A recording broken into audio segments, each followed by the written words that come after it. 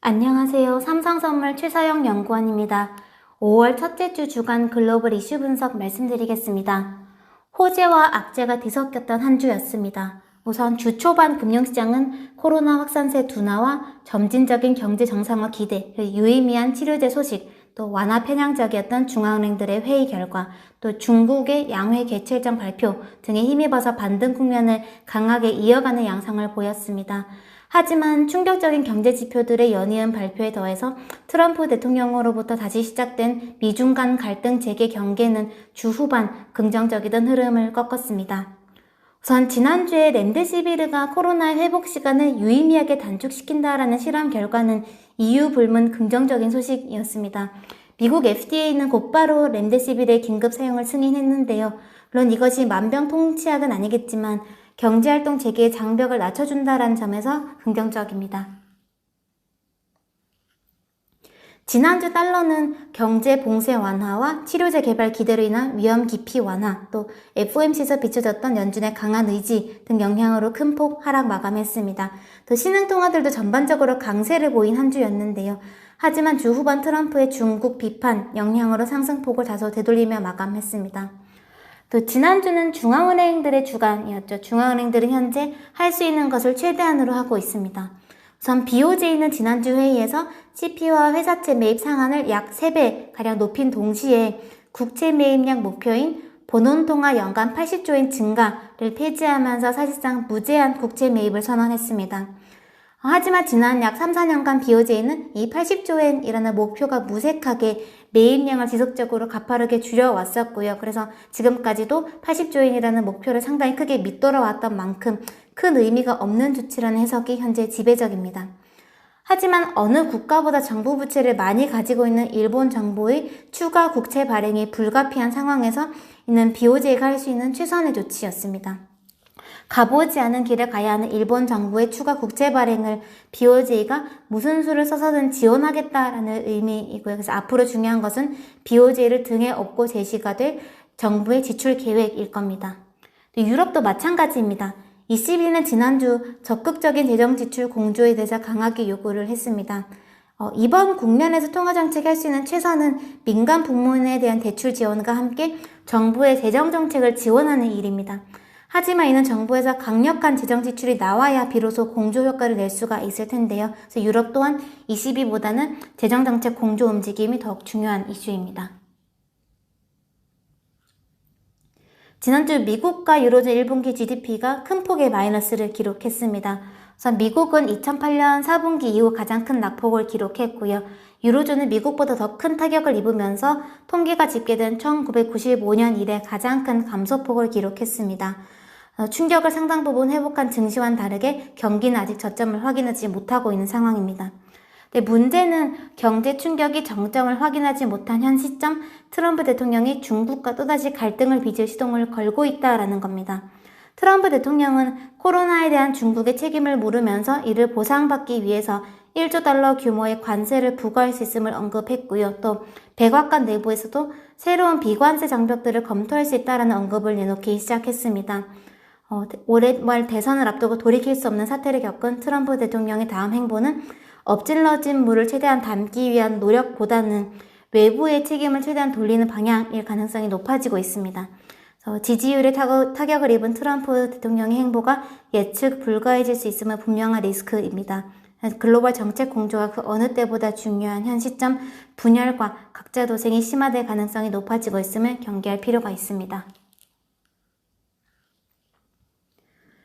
코로나로 인한 경기 충격 한가운데 열린 연준의 4월 FOMC 회의는 추가로 필요하다면 가능한 선에서 무엇이든 더 하겠다라는 의지를 가능한 모든 언어로 피력한 회의였습니다.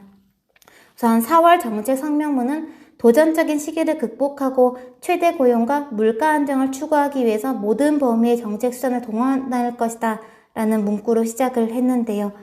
단기적으로는 경제활동과 고용, 물가에 강한 충격이 확실시되고 중기적으로는 경제 전망에 지대한 위험이 있기 때문에 연준은 경제가 코로나를 견뎌내고 고용과 물가가 목표를 향해 가고 있다라는 확신이 들 때까지 현재의 제로금리를 유지할 것이다라는 포워드 가이던스도 함께 제시했습니다.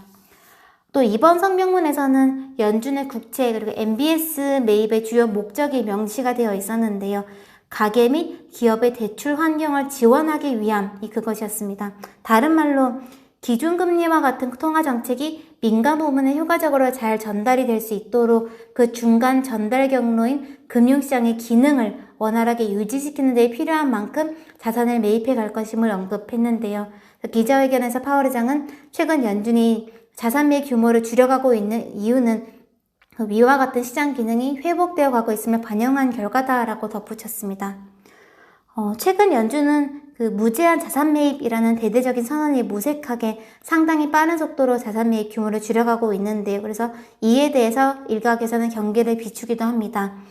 이는 지금까지 금융시장이 자산 매입 규모와 증시로 유입되는 유동성의 양을 강하게 연결지어 왔기 때문일 건데요. 하지만 사실 연준의 국채 매입량은 그렇게 중요한 지표가 아닙니다.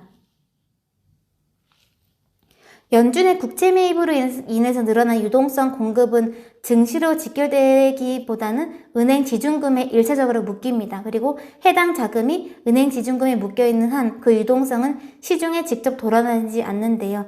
그래서 연준의 국채 매입은 금융기관 시스템의 유동성 경색이 문제시되고 있는 상황이 아닌 이상 직접적인 유동성 공급을 통해서 금융시장을 지원하고자 하는 정책이 아니라 장기금리 하락을 유도해서 경기와 금융시장의 간접적인 부양 효과를 지원하는 정책입니다.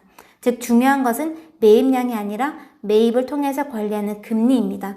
그래서 만약 연준이 매입 규모를 계속 줄여가면서도 이 국채금리 안정이 유지가 되고 있는 환경에서 증시에 또다시 조정이 나타날 경우에 그 주요 원인은 연준의 매입 행태보다는 다른 데에 있을 가능성이 높습니다. 그래서 매입 규모에 갇혀서 시장을 본다면 더 중요한 본질을 놓칠 수 있습니다. 또 앞선 정책 성명문과 파월 의장의 발언에서도 유추할 수 있듯이 연준의 이번 자산 매입의 목적은 장기금리 추가 하락 유도라기보다는 원활한 금융시장 기능 유지입니다. 이 금리는 자산시장 전반을 지탱하는 기반이자 민간의 대출 환경에 가장 큰 영향을 미치는 기반인데요.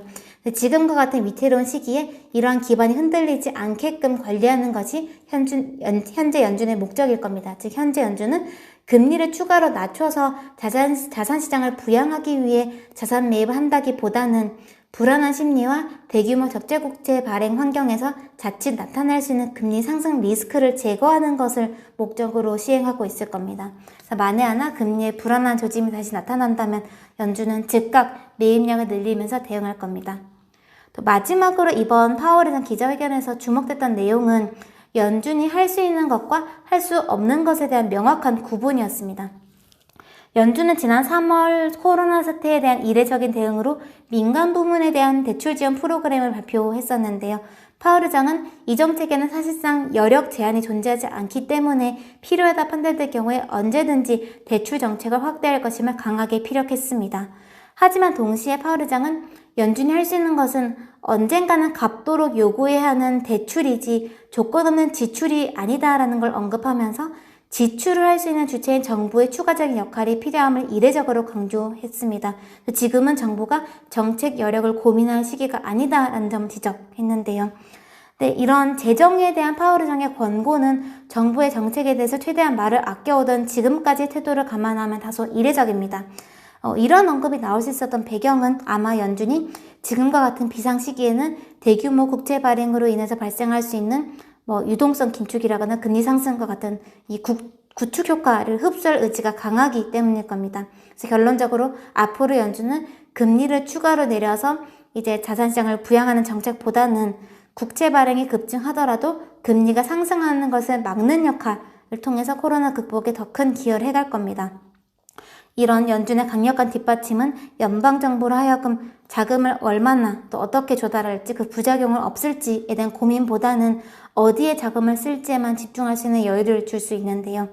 즉 2008년 금융위기 이후의 연준의 정책은 실물 연계보다는 자산가격 부양에 초점이 쏠려 왔었지만 코로나 이후 연준의 정책은 자산 가격보다는 재정 정책 지원을 통한 실물 경기 회복에 초점을 맞춰갈 겁니다. 그래서 실물 경기를 넘어서는 연준발 유동성 장세에 대한 기대는 다소 낮출 필요가 있다라는 판단입니다. 이번 주는 유의미한 치료제 소식에도 불구하고 코로나 사태 이외의 리스크인 미중 간 갈등이 부각된 만큼 증시의 추가 상승은 당분간 어려워 보입니다. 아직 확인되지 않은 경기 저점과 이미 빠르게 반등한 증시 간 속도 조절도 나올 수 있는 만큼 상방보다는 하방을 경계할 필요가 있습니다. 경제 지표로는 중국의 4월 수출입과 미국의 4월 고용보고서가 가장 주목됩니다. 반등의 힘이 강했던 4월을 지나서 5월은 좀 불확실한 장세가 다시 재현될 수 있어 주의가 필요합니다. 이번 한 주도 시장 대응 잘 하시길 바라겠습니다. 감사합니다.